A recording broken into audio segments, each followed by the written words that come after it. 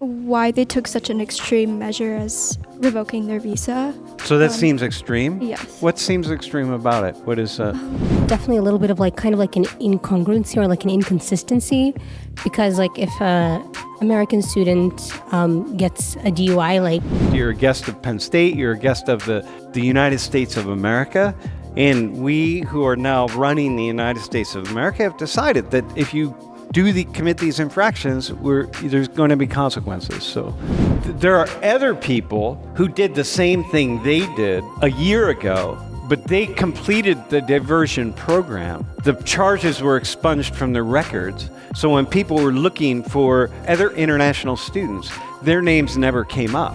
It's pretty common for people to lose their visas and be deported for violent crimes. With these 22 students, that's not what we're talking about. What, you get to come to our country and break our laws, and then you just get to stay here? It's not like a human right has been violated that they get sent back to where they came from. It's a privilege to be allowed in the United States. By the way, Julie and I can both attest to that some of you make really dumb decisions, all right? And so all it takes is one dumb decision. The point is, you committed this crime. It's yeah, that says something about your character. And there's a lot of people that want to come to the United States.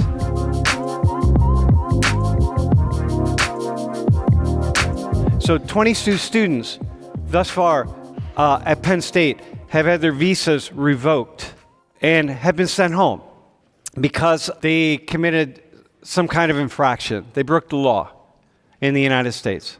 So the first thing when I say that, if one of you can start, what's the first thing where's your mind go when I say, hey, 22 Penn State students, international students, have had their visas revoked because they've committed a crime at some point in their time here?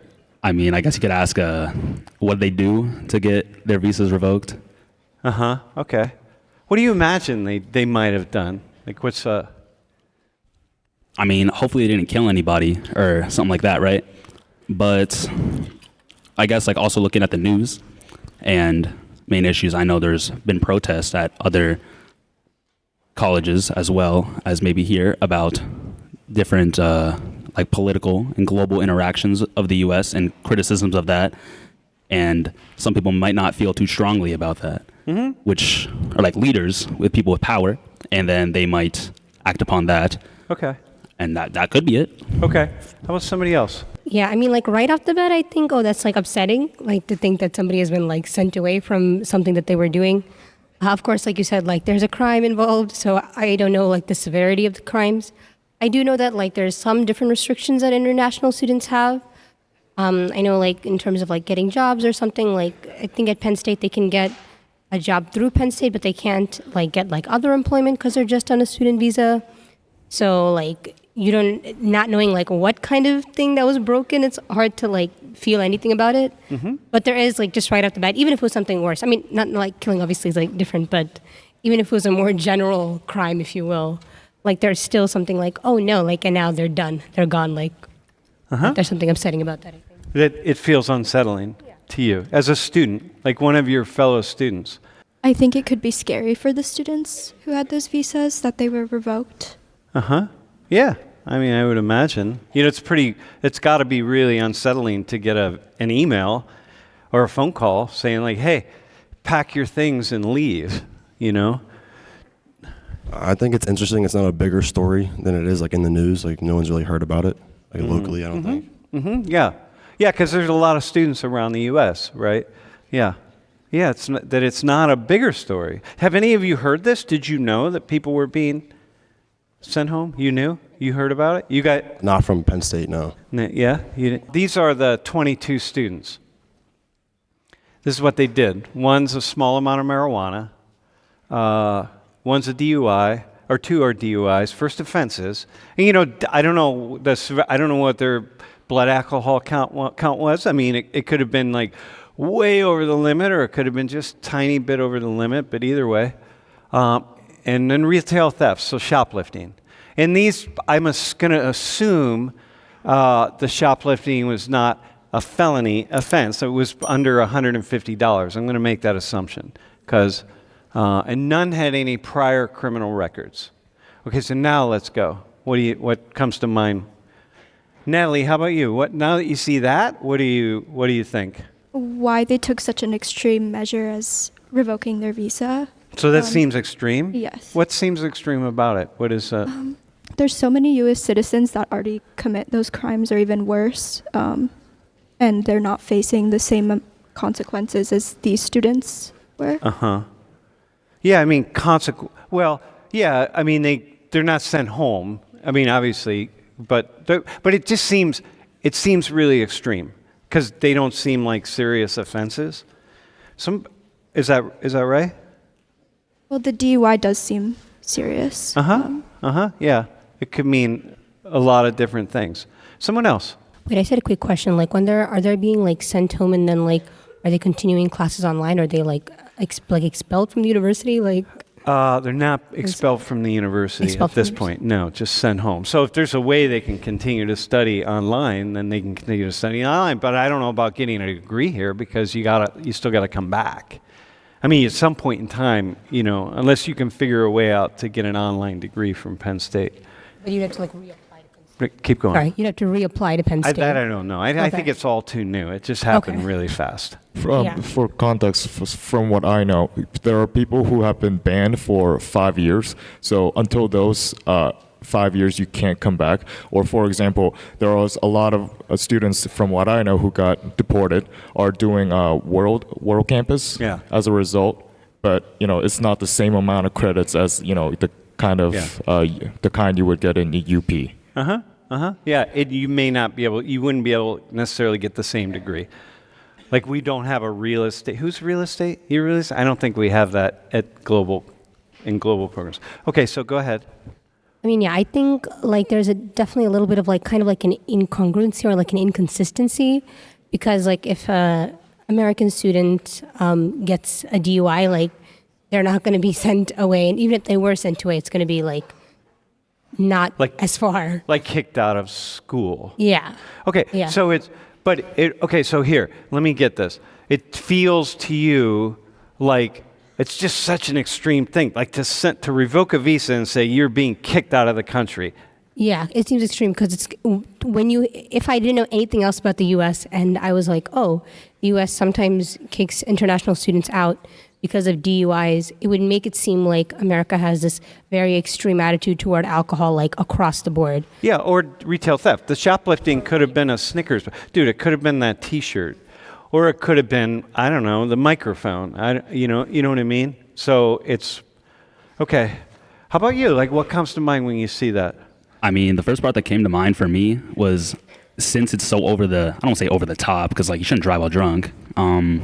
But like, imagine I walk into a store, I want a Monster, but I forgot my like card at home, and I just like steal it, right?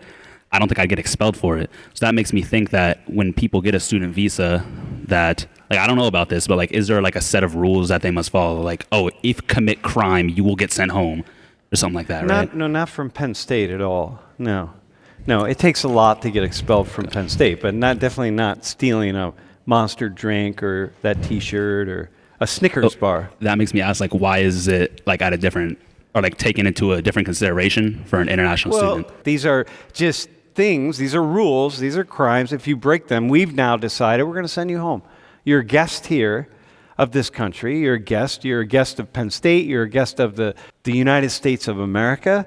And we who are now running the United States of America have decided that if you commit these infractions, there's going to be consequences. So, do any of you feel like, hey, these are all really serious offenses, and like who thinks that? Like these are really serious offenses, man. Like you're showing us that if you commit these crimes, whatever, we've all decided there are certain lists of crimes, and if you commit these crimes, they're gonna be consequences, and that's kind of what it is. There are consequences. I was just going to say, I mean, I think, okay, especially like in the DUI, like I think that is a serious offense because it's putting a lot of people's lives at stake, but I don't think like the punishment is like an appropriate remedy for the offense. It doesn't, for you, it doesn't feel like the punishment of getting sent out of the country is it doesn't an do appropriate anything for remedy. anybody, yeah. for the marijuana and the retail theft, I don't think that should be that serious of an offense. But like you said, for the DUI, if you don't know like how serious, like Yeah. they like seriously they were drunk or whatever, like if it's bad, then maybe that's acceptable. But if not, if it's not, like if there's barely over the legal limit, maybe not. But like you said, if it's really bad, then maybe. But if not, no. It doesn't seem it. How about the fact that none had prior criminal records? Natalie, does that impact it for you at all? Because they had not committed any prior crimes. Uh-huh. I think that the punishment was too harsh. It feels Yes. too harsh for you. Uh-huh. Okay, how about this? Let's go to the next slide. So we have these diversion. Has anyone been part of a diversion program? Dude, you are? When I was 14, I got sent to a wilderness therapy rehabilitation program in Colorado for 3 months, and then I did 15 months of residential treatment in Salt Lake City. Oh, damn, dude. So it was kind of insane. Yeah. So you were living on the edge. I guess, yeah, I was doing a lot of drugs when I was 14. Yeah. All right, but now you're back in the fold. Yeah, I'm a productive member of society now. We rehabilitated. Exactly, you. yeah. Congratulations, man. So listen, none of these 22 students pleaded guilty or not guilty. Okay, there's nothing at all. It's basically they're not convicted of a crime. They're charged with a crime, but not convicted of a crime. So it's almost like, let's say you commit a crime, you shoplift something, I don't know, a 6-pack of beer, right? And the crime just sits there. It's attached to you, but it's almost like we remove it from you. Okay? So it's sitting over here. We're not going to ask you to plead guilty or not guilty. We're not going to convict you. And if you complete a rehabilitation program of some sort, then we're going to completely, we will withdraw the charges. Okay? So all the charges get withdrawn completely. So you're not guilty. None of these folks are guilty or not guilty, charged with a crime, or convicted of a crime, I mean. If they go successfully complete the program, bro, like you did in Colorado and then Salt Lake City, then the charges get withdrawn. Okay? And often, and in this particular case, since there's the first charges for these folks, and in all likelihood, the charges will be withdrawn or expunged from their record, meaning that later in life, I can do a background search. Like if the charges are withdrawn from your record, bro, I can do a background search and I will never see them, like ever. They'll not show up. So you never have to admit to the fact that you were arrested, anything. There's nothing. They're gone. They get completely wiped off your record, okay? So rehabilitation is going to be like you pay a fine or you pay court costs or you do community service. Like some of you, one of the things that, this Shavers Creek is who was here earlier in the semester, and some of you did the Shavers Creek program where you're working with young kids, and you get 75 hours of community service. So if you had a DUI or an underage, not a DUI, but an underage, then you could use those 75 hours against that community service, right? So maybe like anger management, maybe drug or alcohol counseling, maybe something, drug testing for a short period of time. But all of the people are in these diversion programs, okay? If, for example, there are other people who did the same thing they did a year ago, but they completed the diversion program. The charges were expunged from their records. So when people were looking for students who committed crimes, their names never, other international students, their names never came up because the charges were expunged from the record. Okay? So these folks just happened to be still in the system and didn't. So how about now? What do you think? I'd say that, these programs definitely sound optimal, in my opinion, because, again, let's say you just shoplift, a bag of chips. You don't want to get, expelled, sent to, your future, almost ruined in some circumstances. So being able to remediate that problem, I think would be very helpful. I mean, if you're driving drunk, you kill somebody. I don't know about that one, but with, retail theft. Well, we'll but- set that aside because there are a lot of violent. It's pretty common for people to lose their visas and be deported for violent crimes. But that's not what these 22 students. That's not what we're talking about. Okay. So how about someone else? Like, what are you thinking? And really, and I'm just curious. I'm curious. What do you think? Because you might say, no, these are all really serious crimes. It doesn't matter if you're in a diversion program. It's irrelevant, man. Like you gotta pay the price. Natalie, how about you? I think that they should be given another shot at coming back. You feel like people should get another shot. How do you get into these programs? Is it provided for you after the fact, or after the fact. Yeah, so you get caught getting a monster drink, and then you go down and you talk to the DA, and the DA says, "Hey, listen, here's what we're going to do. We're going to put you in this diversion program.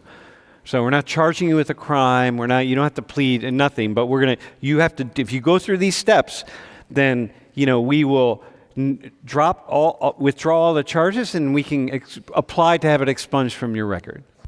It kind of feels like since say they're an immigrant from another country, if they commit a crime, no matter the like what type of crime it is, this to me seems like our way of kind of saying, are you willing to put in some sort of work to rehabilitate yourself from these crimes to stay in our country? Like if you don't, just go back home. Okay, they weren't meant to treat. They aren't trying to treat our country properly.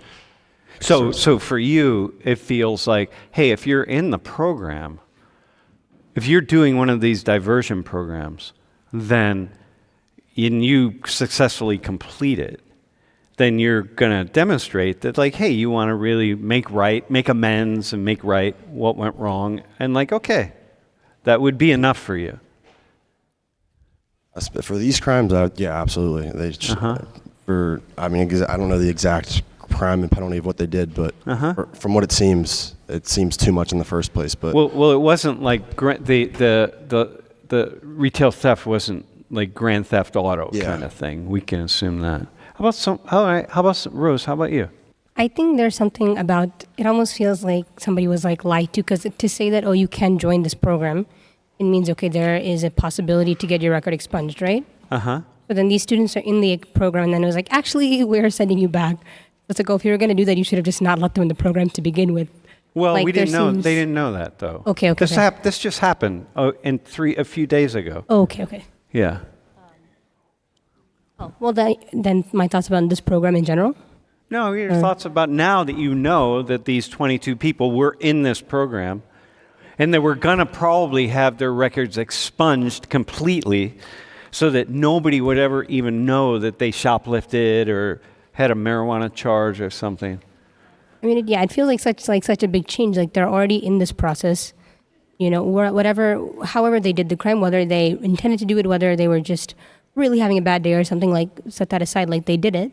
But they were okay, I want to make an effort to change this, like everybody else who's in that program, right? We're assuming that everyone else in the program has committed similar crimes. But then that chance is kind of pulled out from under them. Yeah, okay. All right. How about somebody else? Someone want to weigh in on this? What I haven't heard many people talk about on the panel, perhaps, is just how easy it is to not steal stuff and you get to come to our country and break our laws, and then you just get to stay here. It's not like a human right has been violated that they get sent back to where they came from. It's a privilege to be allowed in the United States. It's not like you're a U.S. citizen and we just send you off into the ether to evaporate into mist. It's you go back to your home. You go back to your family. Yeah, your family. Yeah. It's there are worse fates to befall a man than going home because you steal from our stores. Okay, bye. All right. Okay. All right. Dude, how about that? Do you have a response to that? Dude, that's a good... Yeah, thanks for saying that. I know what he means, and obviously it can come down to, don't commit a crime, but not for example, but I feel like a lot of us are just stupid college students, right? we might not be like thinking straight, or we might be like drunk, you know? I'm not personally, but let's say you're not like in the right mindset. You could just like accidentally commit a crime because like you're not thinking right. And then like why should that, let's say like you're a 4.0 student, amazing, like involved in the community, and then you do like one thing that you didn't intend to do, then why should that like affect your entire career? I understand that you're not trying to come to this country to commit a crime. I don't think anybody's intending to do that. It's just I personally don't think that that should dictate a decision this drastic. But the point is, it's pretty easy. Dude, just don't shoplift, man. Don't, like, you can't have weed. Don't have weed. And if you're driving, don't drink and drive at all. Like, come on, man. For a while in El Salvador, drinking and driving was punishable by death. It's not anymore, but like, it's serious. So what do you think about that? Like what he's saying, it's like, dude, it's a privilege to be here. Just act like it. Of course, it's like higher education at the end of the day is a privilege. It's just, from my point of view, although you could, like, again, it's just don't shoplift, but it's just like no one's coming to this country to commit crimes. Probably not, right? Well, some people are. Okay, some people, yeah, but I don't think the students are coming here to like go to class and stuff just so they can like lose all that for committing a crime. I would think rather that they're here to succeed in life, you know? Yeah, but you said it yourself. People, your college students, and I can attest, what you said is sometimes we make really dumb decisions. By the way, Julie and I can both attest to that. That some of you make really dumb decisions, all right? And so, like, all it takes is one dumb decision. It's like you can't go back on it and say, like, oh, I'm sorry.